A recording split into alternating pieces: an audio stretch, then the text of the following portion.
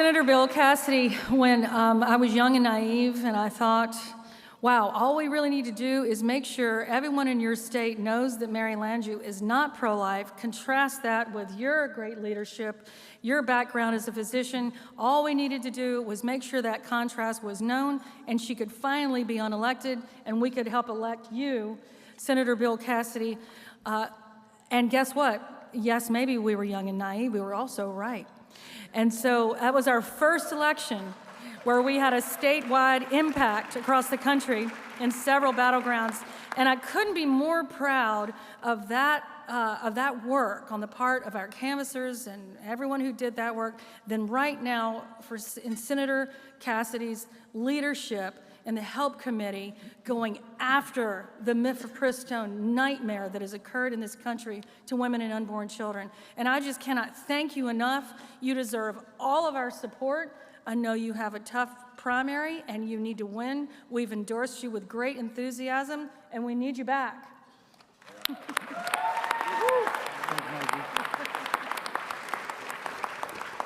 Laura too. And Laura too. I was asked by a reporter as I walked in, what would I say?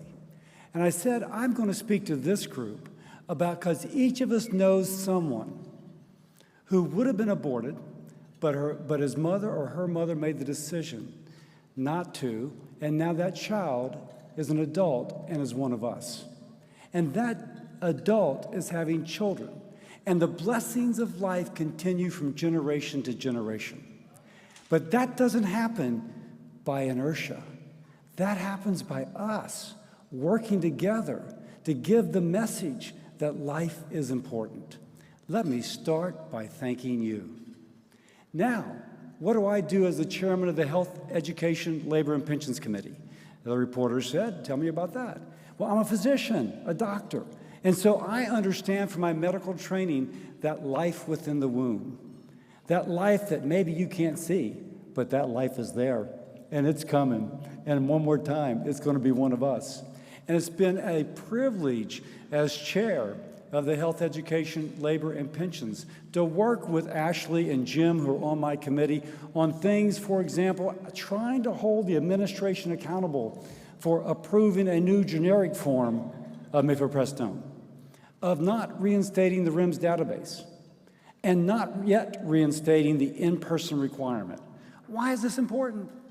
Because as a physician, I know that if someone comes to the doctor, that the doctor is going to make sure that she's not being coerced.